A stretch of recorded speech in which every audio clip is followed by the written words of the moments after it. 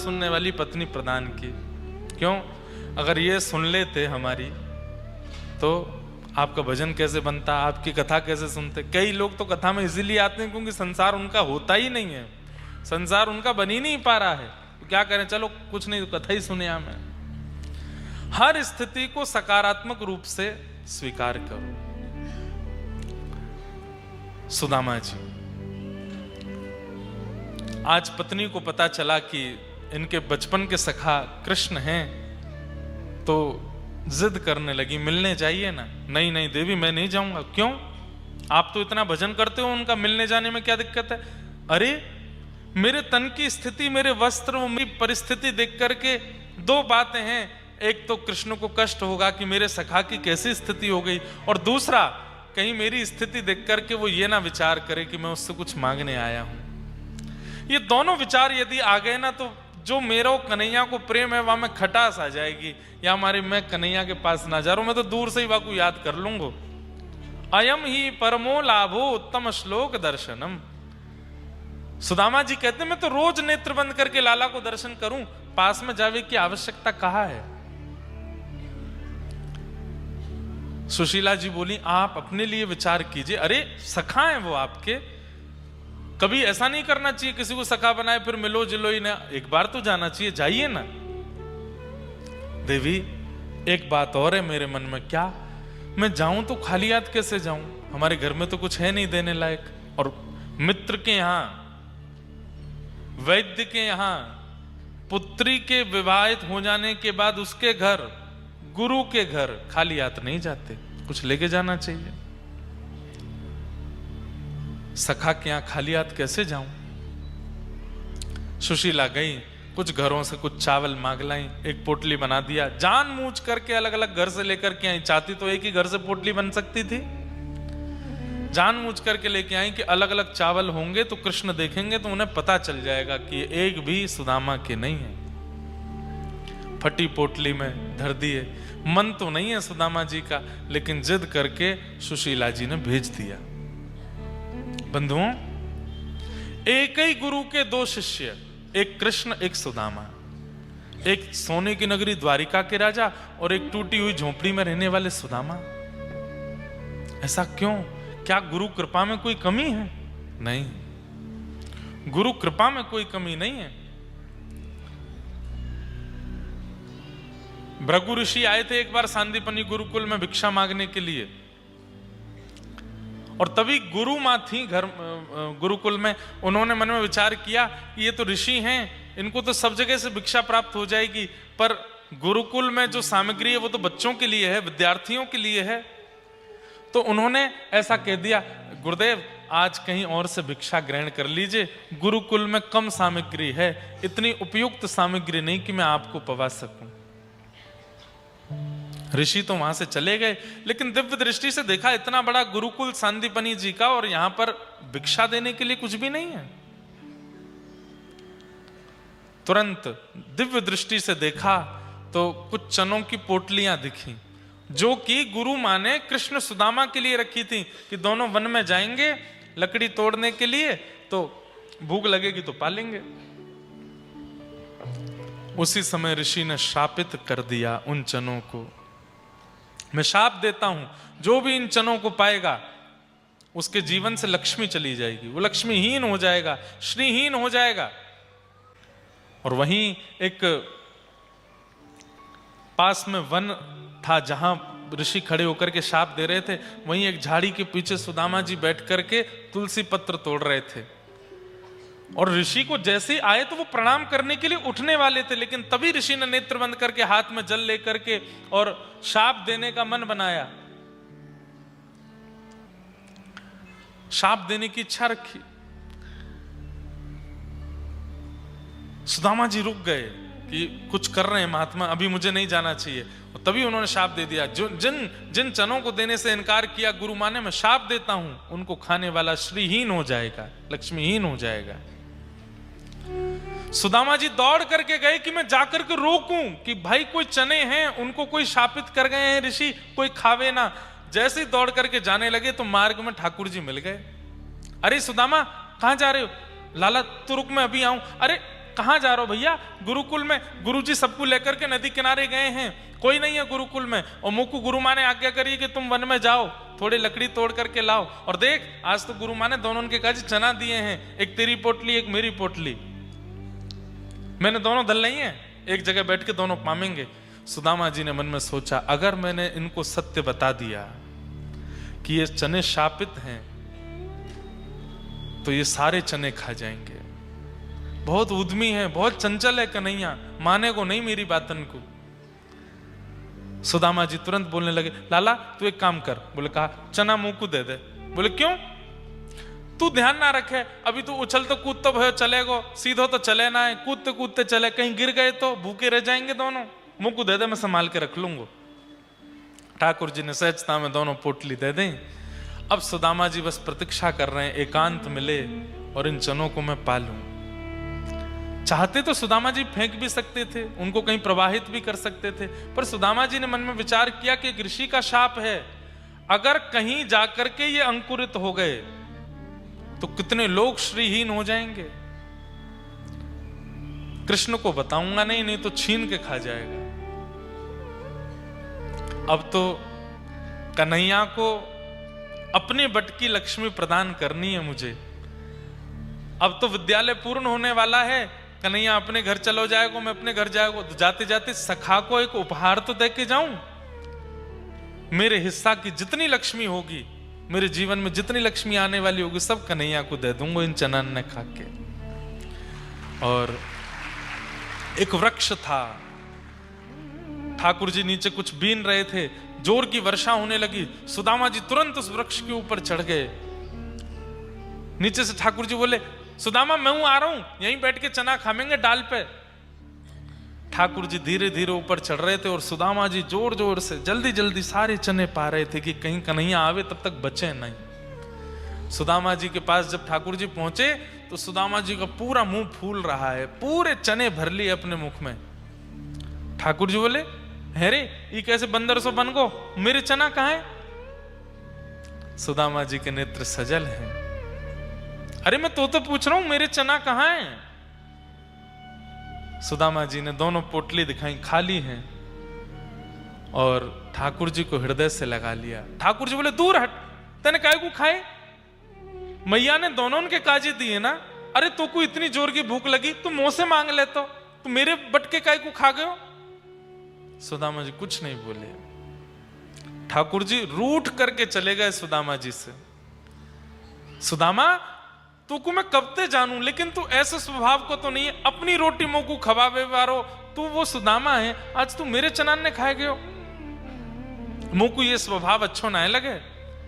ये दूसरे को अधिकार मार के खाने वारो, दूसरे को अधिकार लेवे वारो, हड़पे वारो, ये व्यक्ति को अच्छो गुण ना है। आज चनान को हक ले रहो, कल को ना जाने कैसे कैसे बड़े हकन को तू ले लेगो अपने पक्ष में। ये गुण अच्छो नहीं है सुदामा।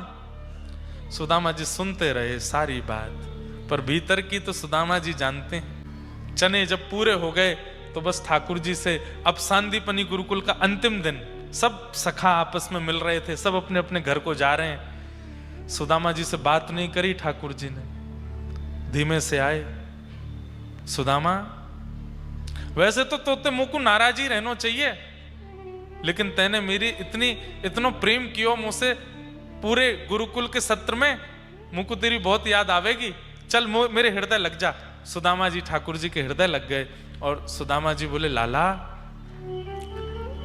मुझे जो भी अपराध बनो सब क्षमा करियो, पर तेरे भले के काजे मैं सदा सोचूं, तू सदा खुश रहियो, तेरो परिवार खूब फले फूले। अरे मेरो लाला तो सोने की नगरी को राजा बन जाए, ऐसी लक्ष्मी लाला के आगे पीछे नृत्य सी करे, तेरे बालकन के कुल में भी कोई भूखो नहीं सोवे लाला, ऐसा मेरो आशीर्वाद है, मेरो आशीर्वाद है। हमारे रसिकाचार्य कहते हैं, ठाकुर जी तो ठाकुर जी हैं, लक्ष्मीपति हैं, वे मथुरा में भी राज करते हैं, वे हस्तिनापुर के भी राजा बनाते हैं, पर स्वर्ण की नगरी में रहना यह एक प्रकार की अतिशयोक्ति है, इसकी आवश्यकता नहीं थी। पर यह स्वर्ण की नगरी किस भाग्य से आई है? बोले सुदामा जी के बट की लक्ष्मी आई है द्वारिका में। कि सुदामा जी के पक्ष की लक्ष्मी है। लेकिन बंधुओं, आजकल के सखा ऐसे होते हैं, एहसान करने के बाद में गिनवाते रहते हैं। पर सुदामा जी को देखो, जीवन निकल गया, आज तक ये सत्य कृष्ण को बताया नहीं।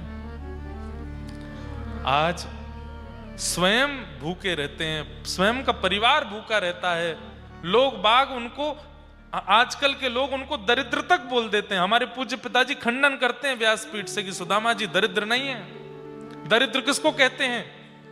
जितना मिला उसमें जो असंतुष्ट रहता हो उसको दरिद्र कहते हैं। जो दूसरे का अधिकार मांगता हो, खा लेता हो, उसको दरिद्र कहते हैं। सुदामा जी ऐसे नहीं है। श्रीहीन है सुदामा जी, निर्धन है सुदामा जी, पर दरिद्र नहीं है। धीरे धीरे जा रहे हैं द्वारिका की ओर, और रास्ता में बार बार एक ही चीज सोचते जा रहे हैं कि कन्हैया, कहीं तू ये मत सोच लियो मेरे तन की स्थिति देख के कि मैं कछु मांग भी आया हूं। मैं तो लाला बस तेरो दर्शन करवे आ रहा हूं। रास्ता भटक गए सुदामा जी, तो एक ही स्थान पर लेट गए। लेकिन जैसे तैसे भगवत कृपा से द्वारिका पहुंच गए। द्वारिका में जाकर के जब नगरी का दर्शन किया, ऐसी अद्भुत नगरी, ऐसे सुंदर सुंदर पकवान। द्वारिका में स्थिति है कि धन बाद में देना, पहले भोजन कर लो, स्वादिष्ट लगे तो धन देना। ऐसी वहां स्थिति, कोई भूखा नहीं रहता द्वारिका में। आभूषण पहन लो, अच्छा लगे तो रखना, नहीं तो वापस कर देना। वस्त्र पहन लो, बढ़िया भावे तो अच्छा रख लेना, नहीं तो कोई बात नहीं। वहां पर धन के लिए कोई व्यापार नहीं करता। ऐसी द्वारिका नगरी देख करके सुदामा जी आश्चर्यचकित हो गए। तभी किसी से पूछा, भैया कन्हैया कहाँ है? बोले कौन कन्हैया? अरे कृष्ण। बोले कौन कृष्ण? अरे भैया यहाँ द्वारिका में राजकुमार जो हैं। बोले अरे देवकी नंदन, वसुदेव नंदन, ब्रज उर चंदन, गौ ब्राह्मण प्रतिपालक, रुक्मणी रमण, श्री कृष्णचंद्र महाराज। ऐसा बोलिए, आप क्या कन्हैया बोलते हो, कृष्ण बोलते हो? ये इतना छोटा नाम नहीं, वो राजकुमार हैं, हमारे महाराज हैं। अब भैया इतना लंबो तो ना बोला को मोते, कन्हैया ही हम तो बचपन के सखा हैं। ये बता दो कहाँ है? वो सामने जो भवन है उसमें। वहां राजाओं की अभी कतार लगी है दर्शन करने की। 4 दिन से एक एक करके मिल रहे हैं। आप भी चले जाओ, समय मिलेगा तो ठाकुर जी मिल लेंगे। सुदामा जी पहुंचे। लोग कहते हैं द्वारपालों ने धक्का दिया आदि, कुछ नहीं हुआ ऐसा। सुदामा जी ने जाकर के द्वारपालों को अपना परिचय दिया, और परिचय देकर के कहा, हम भक्त कृष्ण के बचपन के सखा हैं, एक साथ सांदीपनी गुरुकुल में पढ़े हैं, एक ही थाली में प्रसाद पाते थे। अब मैं तुमको ज्यादा बताऊंगा तो तुमको अतिशयोक्ति लगेगी। एक दूसरे के वस्त्र भी पहन लेते थे। मैं ठाकुर जी के बचपन के गृह कार्य जो विद्यालय में मिलते थे मैं ही करता था। आनंद से सुन रहे हैं द्वारपाल जन। बोले जी हम मानते हैं आपकी बात। बोले हम पास के ही नगर से आए, नाम हमारा सुदामा है। आप बस ठाकुर जी का दर्शन करा दो, और अगर वो अति व्यस्त हों तो बस कहीं से दिखा दो, हम उनकी झलक देख करके वापस चले जाएंगे। पत्नी की सौगंध पूरी करने आए हैं, हमारी आवश्यकता नहीं कि हमको समीप ही जाना, दूर से दिखा दो। पर सुदामा जी व्याकुल भी हैं दर्शन करने के लिए, लेकिन बोलते भी जा रहे हैं कि नहीं दूर से ही दिखा दो। द्वारपालों ने कहा आप विराजिए महाराज, ये सब संतों की अभी जमात बैठी है, यहाँ राजाओं की जमात बैठी है, सबसे मिलेंगे ठाकुर जी, पर हम आपका संदेश एक बार पहुंचवा देते हैं अंदर। राजा आए हैं, वहां के राजा आए हैं, वहां के राजकुमार आए हैं, वहां के संत आए हैं, वहां के पुजारी जी आए हैं, वहां के ये आए हैं, सबका बताने लगे। ठाकुर जी प्रसाद पाते पाते सुन रहे हैं। ठाकुर जी कह रहे हैं सबको बैठाओ मिलेंगे। तभी एक द्वारपाल बोला, भगवान एक ब्राह्मण भी आया है, पतला दुबला ब्राह्मण है, सामान्य सी धोती है, तन की हड्डियां गिनी जा सकती हैं, इतना पतला है, पर ललाट का तेज देख करके लगता है कि परम ज्ञानी है। अपने आप को आपका बाल सखा बोलता है। अब बाल सखा तो ठाकुर जी और भी कई आते हैं, सब आपको अपना बाल सखा बोलते हैं, ये भी अपने आप को आपका बाल सखा बता रहे हैं। सांदीपनी गुरुकुल में आपके साथ पढ़े थे, कहते हैं आपका गृह कार्य वही करते थे। ठाकुर जी की भोजन की गति धीरी होती जा रही है।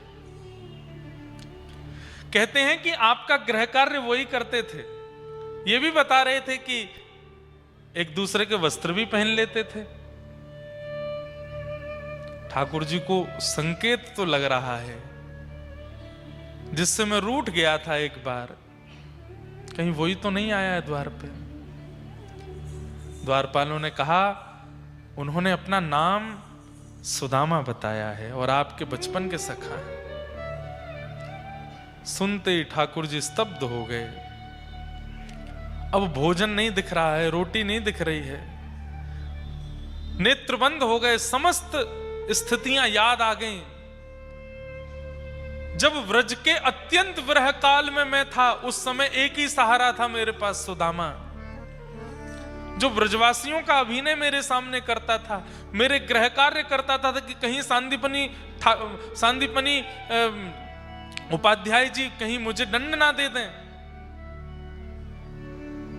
मेरे सब कार्यों को पूर्ण करने वाला, गुरुकुल का भोजन अच्छा नहीं लगता था तो छुप करके मेरे लिए प्रसाद बनाता था, वो सुदामा आए हैं। बोले सुदामा जी आए हैं? बोले जी भगवान। हमने उनको बैठा दिया है, उनकी इच्छा तो ये थी कि आप कोई खिड़की से दिख जाएं तो वो देख के चले जाएंगे। ठाकुर जी बोले खिड़की से दिखाओगे मुझको? उसी समय अपने पात्र को दूर किया और ठाकुर जी चले नहीं, दौड़े हैं वहां से। मेरे सखा सुदामा आए हैं। अरे नगाड़े बजाओ, सहनाइयां बजाओ, मंगल गाओ, पुष्प वर्षाओ, मेरे सखा सुदामा आए हैं द्वार पर। दौड़ते हुए जा रहे हैं, यहां पर पीछे मंत्री, संतरी, सैनिक, द्वारपाल सब दौड़ रहे हैं। ऐसा कौन आ गया द्वार पर? आज इतने वर्षों के काल में 100 वर्ष हो गए द्वारिका आए हुए ठाकुर जी को, ऐसी उत्सुकता व्याकुलता किसी के लिए नहीं देखी। रुक्मणी जी को पता चली, रुक्मणी जी भी दौड़ी हैं, मित्रविंदा भी दौड़ी है, कालिंदी भी दौड़ी है, सारी पटरानियां दौड़ रही हैं। कौन आया द्वार पर जिसके लिए ठाकुर जी जा रहे हैं? ठाकुर जी की मालाएं टूट टूट के गिरती जा रही हैं, मुकुट कहीं गिर पड़ा है, पादुकाएं कहीं पड़ी हैं, नेत्रों से केवल अश्रुधार गिर रही हैं। मेरो सुदामा आयो है, मेरो सुदामा आयो है, मेरो संपूर्ण व्रज आयो है, मेरो सखा आयो है, मेरो सर्वस्व आयो है। द्वार पर पहुंच गए ठाकुर जी, पतले दुबले दीनहीन से श्री सुदामा जी महाराज खड़े। ठाकुर जी ने जैसे ही सुदामा जी को देखा, सुदामा जी ने ठाकुर जी को देखा, दोनों के नेत्र भर आए। दौड़ करके ठाकुर जी ने श्री सुदामा जी को अपने अंक में भर लिया और ऐसे कस के अंक में भरा कि थोड़ी देर अगर ठाकुर जी नहीं छोड़ेंगे तो श्री सुदामा जी ठाकुर जी एक ही हो जाएंगे क्या। पतले दुबले श्री सुदामा जी को अंक में भर लिया। बीच बीच में अपने हृदय से दूर करते हैं, फिर सुदामा जी के रूप को देखते हैं, फिर हृदय से लगाते हैं, फिर दूर करते हैं, फिर देखते हैं, फिर हृदय से लगाते हैं। सबके नेत्र सजल हो गए, लेकिन कोई समझ नहीं पा रहा है कि इस व्यक्ति में ऐसी क्या विशेषता है जिसके लिए ठाकुर जी ये लीला कर रहे हैं।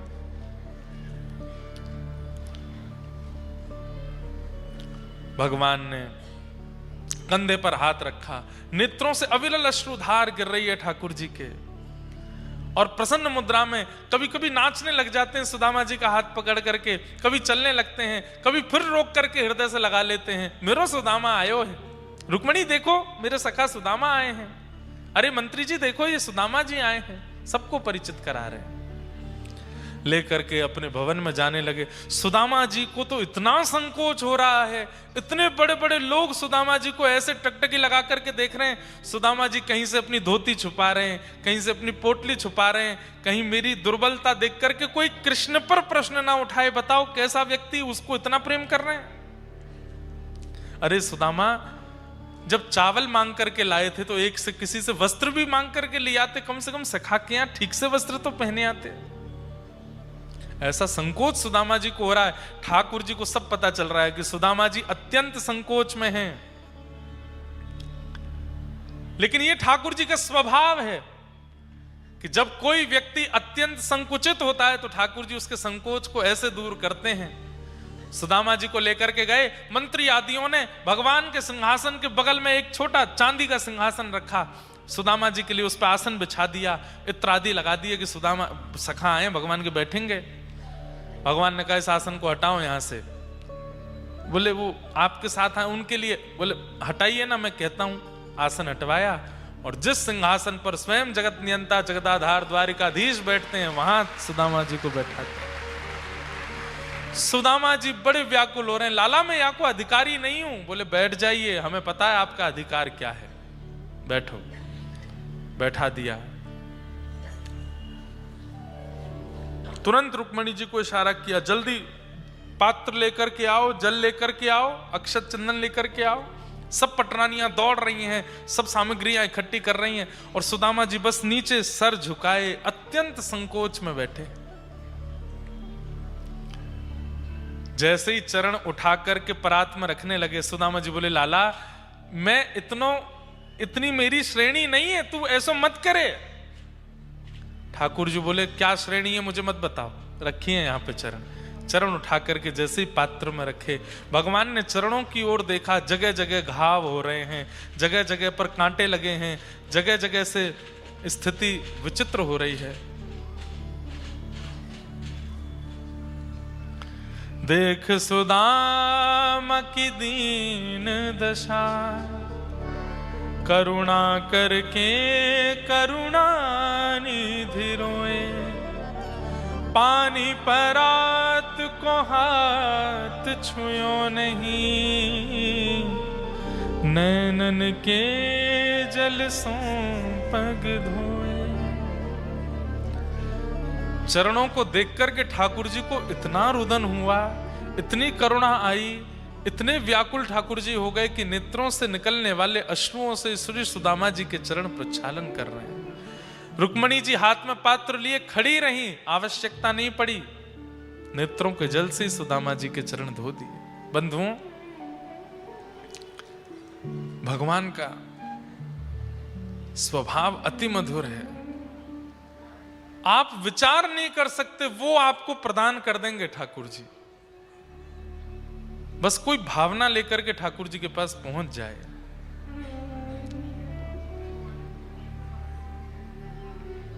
श्री सुदामा जी महाराज के चरण धोए और चरण धो करके चरण के जो प्रक्षालित जल है ठाकुर जी अपने मुख में पान करने लगे। देख करके सुदामा जी तो अत्यंत और ज्यादा संकोच में आ गए, दौड़ करके तुरंत हृदय से लगा लो, लाला ये सब मत करे, बोले कि पवित्र हो जाएंगे हम भी।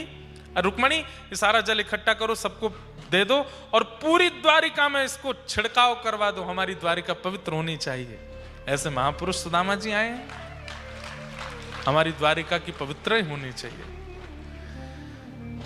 सब लोगों के नेत्र सजल हो गए और सब सुदामा जी को अब प्रेम भरी दृष्टि से देखने लगे कि निश्चित ही सुदामा जी अत्यंत श्रेष्ठ हैं, तभी ठाकुर जी इतना मंगल कर रहे हैं। भगवान सुदामा जी से नीचे बैठ के अपनी गोद में चरण रख के सुदामा जी की वार्ता कर रहे हैं। कैसे हैं आप? सुदामा जी बोले लाला मैं ठीक हूं, तू बता कैसा है? बोले मैं भी ठीक हूं। अच्छा ये बताओ आपका ब्याह हो गया? सुदामा जी बोले लाला हाँ मेरो ब्याह है गयो, 2 भतीजे भी हैं तेरे। अच्छा मेरे भतीजे भी है गए? बोले हाँ। मुंह को नहीं बुलायो ब्याह में?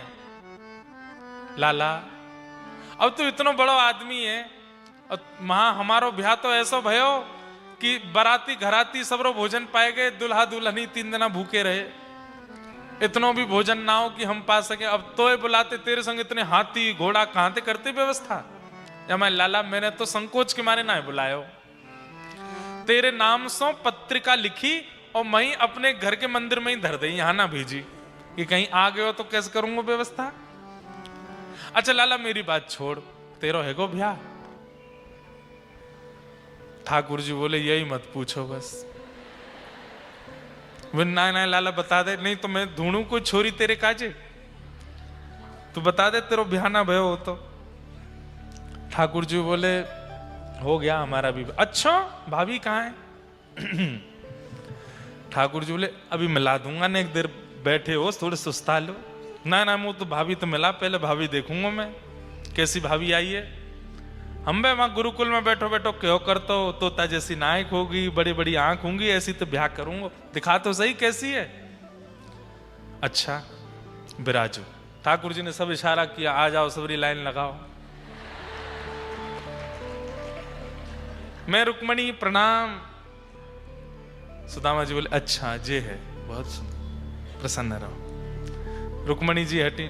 मैं जामवती प्रणाम। प्रणाम करके अच्छा। मैं सत्यभामा, मैं मित्रविंदा, मैं कालिंदी, मैं लक्ष्मणा। करते करते करते सुदामा जी सब उनको आशीर्वाद देते जा रहे हैं। 500 पत्नी प्रणाम कर गई भगवान की। एक आध घंटा है गयो, सुदामा जी ने कमर पकड़ी। लाला ये सबरी अपनी है? ठाकुर जी बोले और नहीं तो क्या, सब अपनी है। बोले 500? बोले 500 नहीं, अभी 16,108। बोले सबरी अपनी है? बोले हाँ। बोले एक तो ये सभागृह, एक बगल में और है, वहां मुंह बैठी हैं, वो वहां के बगल में बैठी हैं। 4-5 दिन लगे। देव की मैया को कभी कभी मन करे सबरी भगवंत मिलूं तो 1 महीना लगे पूरा, सबरी भगवंत मिलू। सुदामा जी बोले लाला पति तो अकेलो तू ही है ना? बोला पति अकेलो मैं ही हूं। एक काम कर लाला। बोले कहा इतनी ने आशीर्वाद दूंगो तो आशीर्वाद समारोह के बीच में ही वैकुंठ गमन है जाएगा मेरो तो। एक काम कर लाला। बोले कहा पत्नी अगर कोई को प्रणाम नहीं कर पावे तो वाको पति अगर प्रणाम कर ले तो पति को प्रणाम पत्नी को भी मिले। तू मुझे प्रणाम कर ले, मैं तो आशीर्वाद दे दूंगा। और ये पहली बार घटना घटी है द्वारिका में। 16,108 पत्नियां सामने खड़ी हैं और सबके मध्य में श्री ठाकुर जी खड़े होकर के एक दूसरे का जैसे स्पर्श कर लेते हैं, अभिषेक के पीछे खड़े होते हैं सब लोग, हाथ लगा लेते हैं, ऐसी सब पत्नियों ने ठाकुर जी का स्पर्श किया। और श्री ठाकुर जी 16,000 पत्नियों सहित दंडवत साष्टांग श्री सुदामा जी को प्रणाम कर रहे हैं।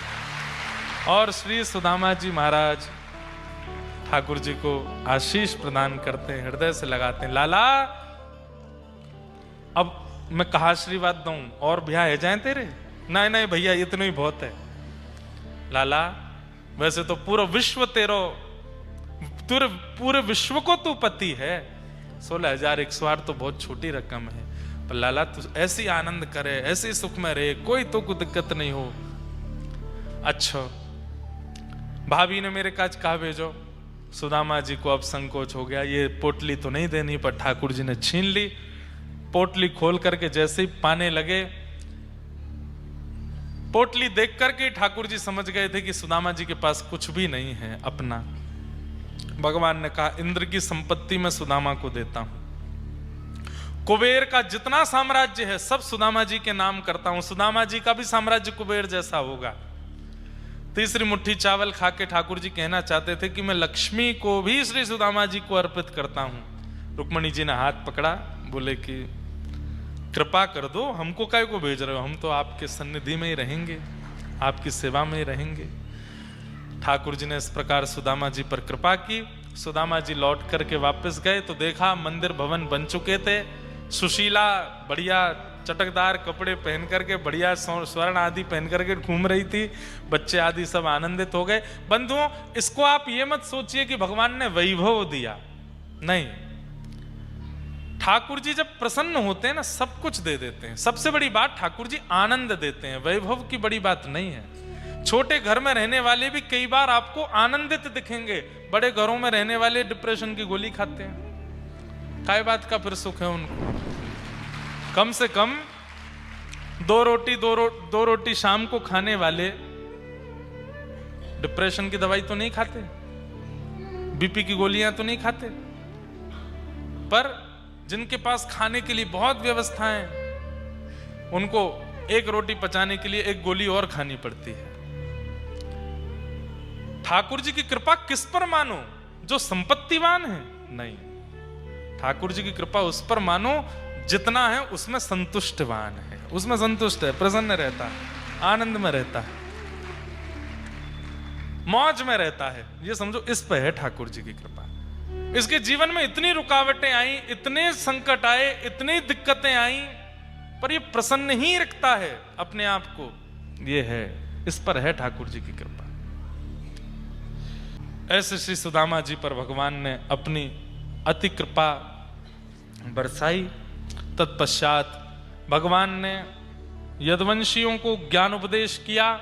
यदुवंशियों को भगवान समय समय पर समझाते हैं कि भाई कभी कोई दूषित कृत्य मत करना, मैं तुम्हारा परिवारी हूं, इस नाते से तुम कथा नहीं सुनने जाते, ये गलती करते हो। अरे मैं तुम्हारा परिवारी हूं तो तुमको और कथाओं में जाना चाहिए, सत्संगों में जाना चाहिए। यदुवंशी सोचते हैं कि भगवान हमारे कुल के ही तो हैं, हमको कथा सुन के क्या करना है। और इसी कारण से यदुवंशियों का ह्रास होता चला गया। संत का अपमान करने के कारण यदुवंशियों को शाप लगा। धीरे धीरे यदुवंशी आपस में लड़ झगड़ करके नष्ट हो गए। बलराम जी क्षीर सागर में प्रवेश कर गए। भगवान अपनी लीला पूरी करने वाले हैं। उससे पूर्व उद्धव को ज्ञानोपदेश दिया। ज्ञानोपदेश देकर के भगवान ने अब आज्ञा ली और एक दिव्य ज्योति का रूप धारण करके 7 बार आकाश में भ्रमण करते हुए तिरोधाय प्रविष्टो यम श्रीमद्भागवतार्णवम, ठाकुर जी श्रीमद् भागवत में प्रविष्ट हो गए।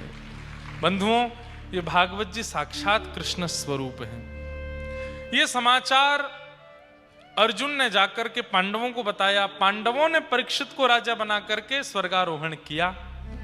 परीक्षित से अपराध बना, 7 दिन में मरने का श्राप लगा। 7 दिन तक शुकाचार्य जी ने कथा सुनाई। आज 7वां दिन है। सुखदेव जी महाराज ने परीक्षित जी से पूछा, परीक्षित क्या तुम मरोगे? मैंने 7 दिन तक तुम्हें कथा सुनाई, तुमको क्या प्राप्त हुआ? क्या तुम्हारी मृत्यु होगी? परीक्षित जी महाराज बोले, भगवान मेरी मृत्यु नहीं होगी, शरीर की मृत्यु होगी।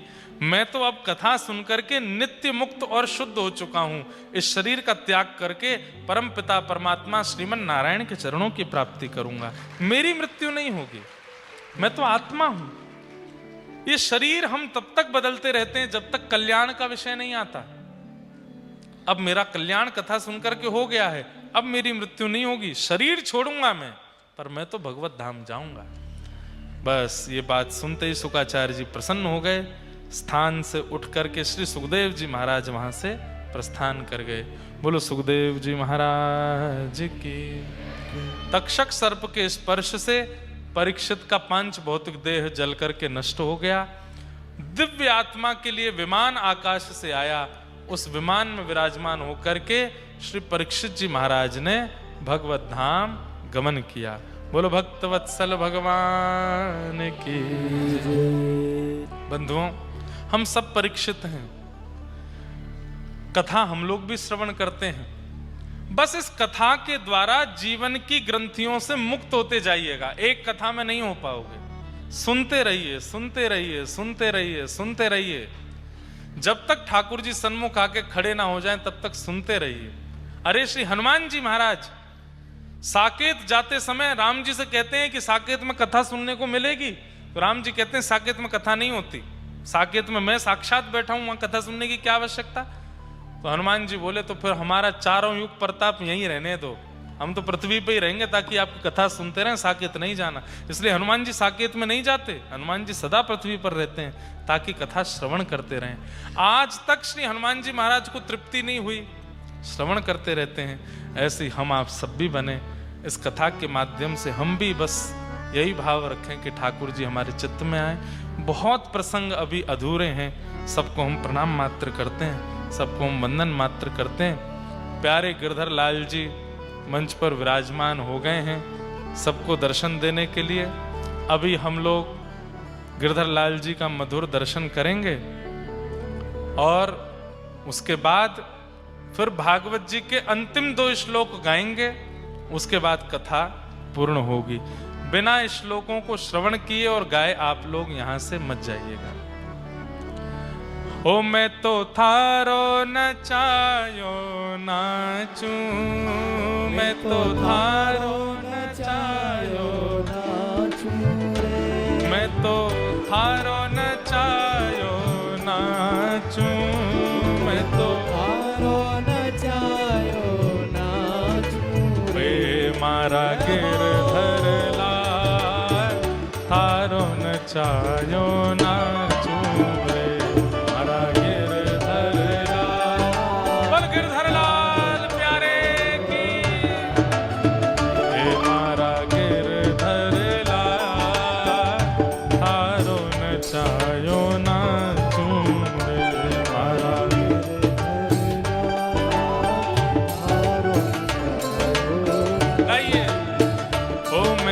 थारो नचायो नाचूं, मैं तो थारो नचायो नाचूं, ओ मैं तो थारो नचायो नाचूं, मैं तो थारो नचायो नाचूं।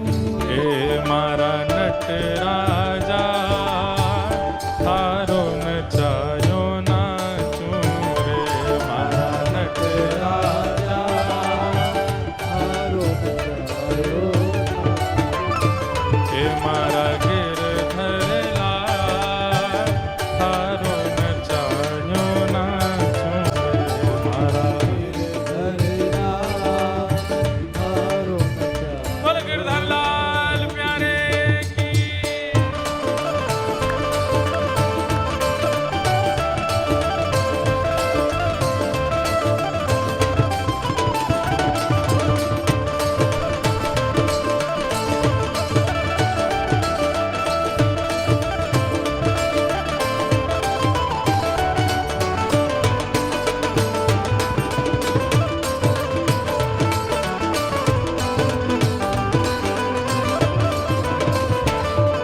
भोग लगाऊं,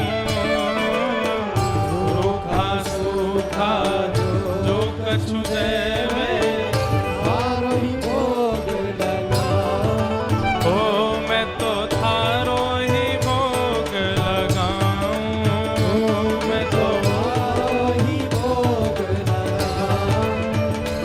ओ खीर परस या छाछ राबड़ी, खीर परस या ओ खीर परस या छाछ राबड़ी, खीर परस या मैं सबई प्रेम से पाऊं, हाँ पाऊं मारा गिरधरलाल थारो नचायो नाचूं रे, हे मारा नटराजा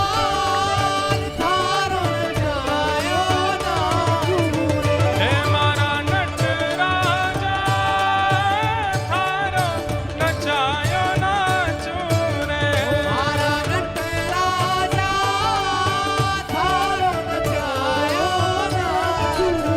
अब कथा विश्राम होवे वाली है।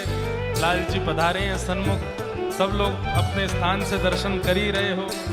खूब लाल जी की जय जयकार करके जाओ, खूब ठाकुर जी की बलैया लेके जाओ और इनको बुला के जाओ कि कोटा जल्दी आ जाइयो, ये आमेंगे तो ही आमेंगे हम।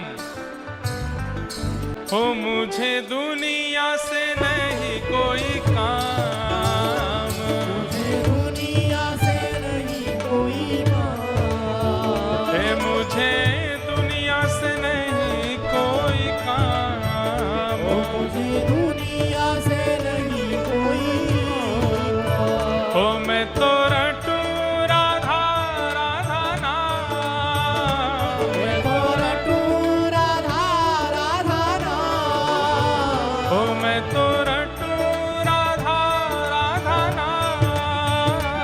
मैं तो रटू राधा राधा नाम। भुजा उठाओ सब लोग, भाव से गाओ, हे जय राधे राधे, राधे राधे श्री राधे राधे, राधे राधे बरसाने वाले जय राधे राधे श्री कृष्ण प्यारी, जय राधे ओ राधे जय राधे राधे, राधे राधे श्री राधे राधे।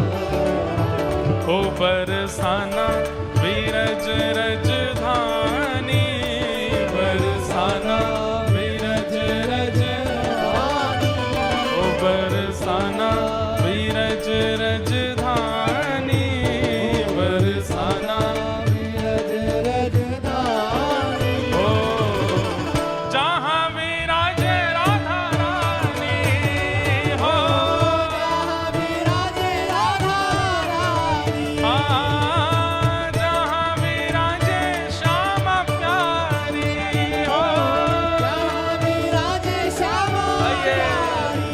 ओ मेरो मन बरसाने में। अच्छा एक बात, लाल जी पतो का कुमाए आज इनको ब्याह है 12 जनवरी में, और अभी तो इनको नाम है श्री गिरधर लाल, और जनवरी में ये हो जाएंगे श्री राधा गिरधर लाल। और 11 से 15 जनवरी ब्याहुला ठाकुर जी का श्री बरसाना में होएगो। आप सब लोगन को जरूर जरूर आनो है, या हमारे लाला आयो है, ये आपको निमंत्रण देवे आए कि भैया मेरे ब्याह में जरूर जरूर आइयो। 11 से 15 जनवरी बरसानो, कौन कौन आएगो? ले पोटा तो सबरो ही आवेगो। ओ मेरो मन लग्यो बरसाने में, जहां विराजे राधा रानी।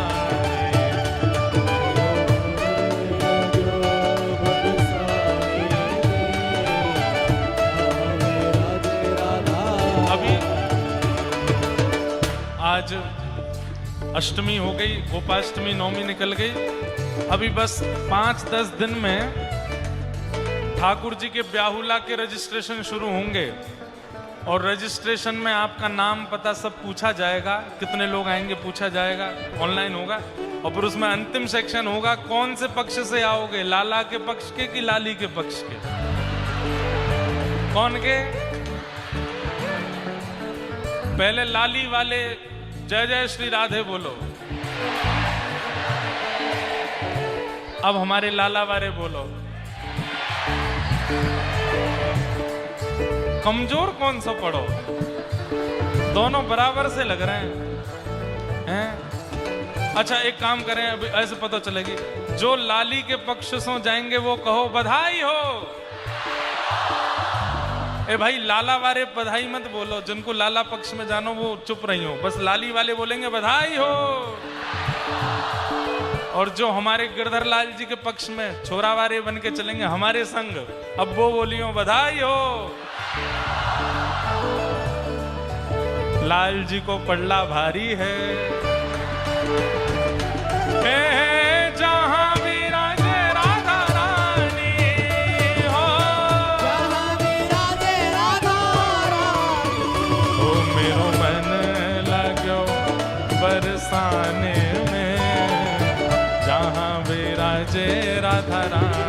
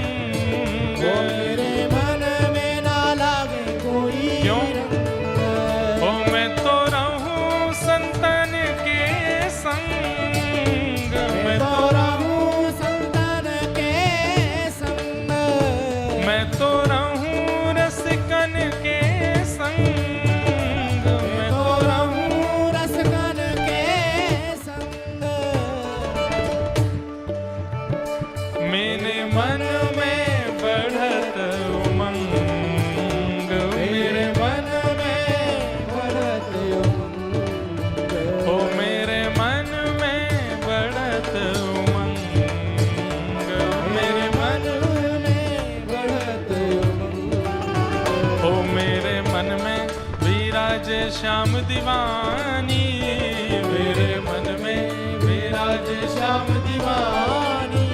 ओ मेरे मन में विराजे श्याम दीवानी, मेरे मन में विराजे श्याम दीवानी। ओ जहाँ विराजे राधा रानी, ओ जहाँ विराजे राधा रानी। जहाँ विराजे श्यामा प्यारे हो, जहाँ विराजे श्यामा प्यारे। ओ मेरो मन लाग्यो बरसाने में, जहाँ विराजे श्यामा प्यारे। मेरो मन लाग्यो बरसाने में। अब हमारे लाला बनवे वाले हैं कौन? बोल वृषभानु के जमाई की।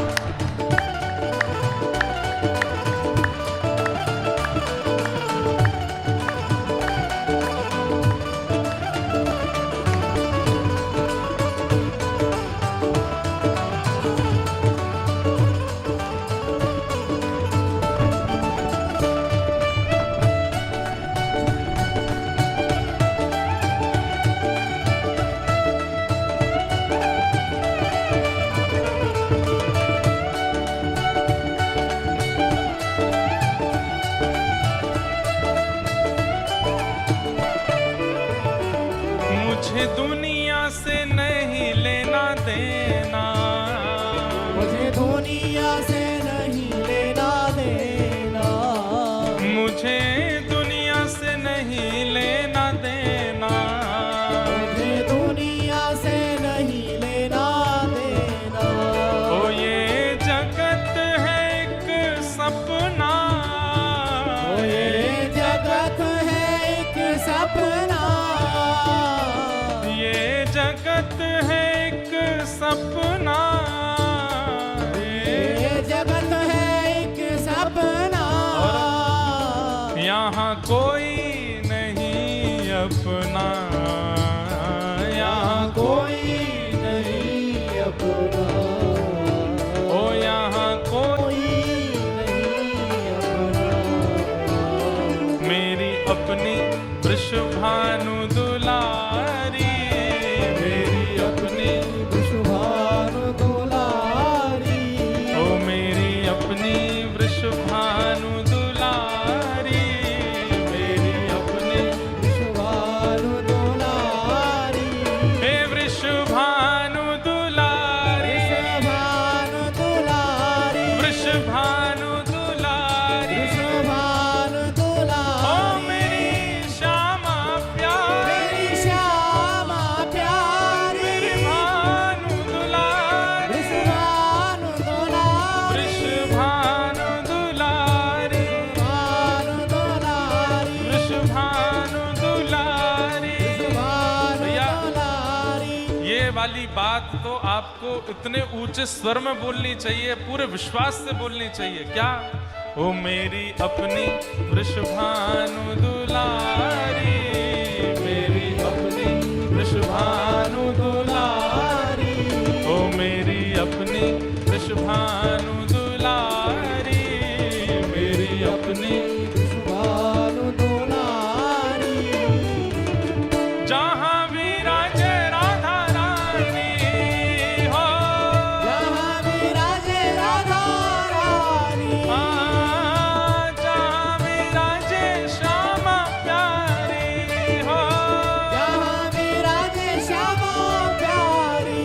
ओ मेरो मन लगो बरसाने में, जहाँ विराजे श्यामा प्यारी, मेरो मन बरसाने में, जहाँ विराजे श्यामा। जय राधे राधे, राधे राधे, श्री राधे राधे, राधे राधे, जय राधे राधे, राधे राधे, जय राधे राधे, राधे राधे, जय राधे राधे, राधे राधे, श्री राधे राधे,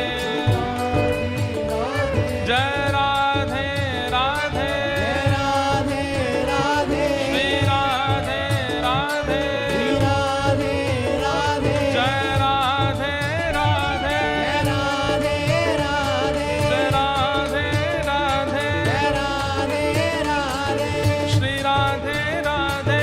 राधे राधे। अरे हम सबको मिलवावे बारो, हम सबको मिलवावे बारो,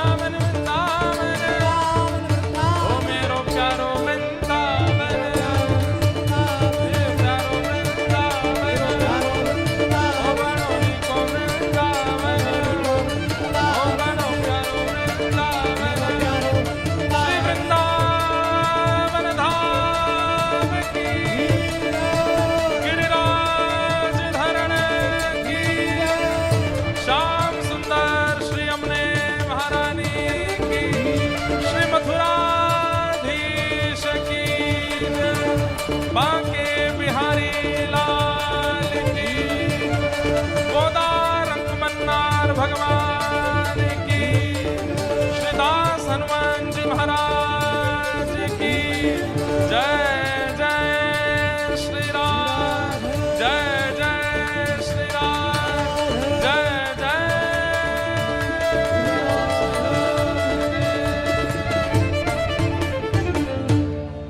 पूछरी के लौटा की प्यारे, क्या बात है बंसी वारे, शाबाश। कल है गयो हूं, कल है गयो हूं। हमारी बात सुनिए। मैं बैरागन भी कल हमने सुना दियो भैया, कल की कथा में सुन लो। संगीत वाले चले गए हमारे सबरे। जिन भेषा मेरो सावरो रीझे, जिन भेषा मेरो सावरो रीझे। अच्छा एक बात सुन लीजिए, हम दोबारा कोटा कब आ रहे हैं सुन लो। मई में आ रहे हैं, मई में 2027। 2027 में स्थान थोड़ा दूर है यहाँ से। ये कौन सा है? अरंड खेड़ा तहसील लाड़पुरा कोटा में। वहाँ 2027 9 से 15 मई लगभग 2 वर्ष के लगभग नहीं 1.5 वर्ष के आसपास है। 1.5 वर्ष बाद कोटा के पास में ये अरंड खेड़ा में कथा है। 9 से 15 मई आप सब लोग उसमें उपस्थित हो जाना। ब्राह्मण कल्याण परिषद द्वारा उपनयन यज्ञोपवीत संस्कार 22 फरवरी 2026 रविवार को प्रातः 9 बजे गोदावरी धाम कोटा में है। आप वहाँ जो बालकों का यज्ञोपवीत संस्कार कराना हो वो यहाँ पहुँच सकते हैं। जिन भेषा मेरो सावरो रीझे, जिन भेषा मेरो सावरो रीझे, जिन भेषा मेरो गिरधर रीझे, जिन भेषा मेरो गिरधर रीझे। मैं सोही भेष धरूंगी हो, मैं तो सोही भेष धरूंगी। ये भैया एक बात और, जो यहाँ व्यवस्था में लगे हुए हैं लोग, वो अगर हमारी एक बात करवा सकें तो। बहुत सारे लोग कितने चित्र और क्या क्या सब बना करके लाए हैं। कृपा करके आप उनसे वो सब चित्र आदि सब इकट्ठे करवा लीजिए और सब हमको प्रदान कर दीजिए। 2-4 सेवक जो यहाँ पर सब कार्यकर्ता में लगे हैं, उनसे हमारी प्रार्थना है जो भी लोग कुछ भी लेकर के आए हैं वो सब उनसे ले लें। चित्र हैं, छोटे कुछ बालक कुछ लाए हैं, उनसे ले लिया जाए और फिर हमको प्रदान करवा दिया जाए। हे जिन भेषा राधा रमण जुरी झे, जिन भेषा राधा रमण जुरी झे, जिन भेषा प्यारो गिरधर रीझे, जिन भेषा प्यारो गिरधर रीझे, जिन भेषा राधा वल्लभ जुरी झे, जिन भेषा राधा वल्लभ जुरी झे। मैं सोही भेष धरूंगी हो, मैं तो सोही भेष धरूंगी। अरे हाँ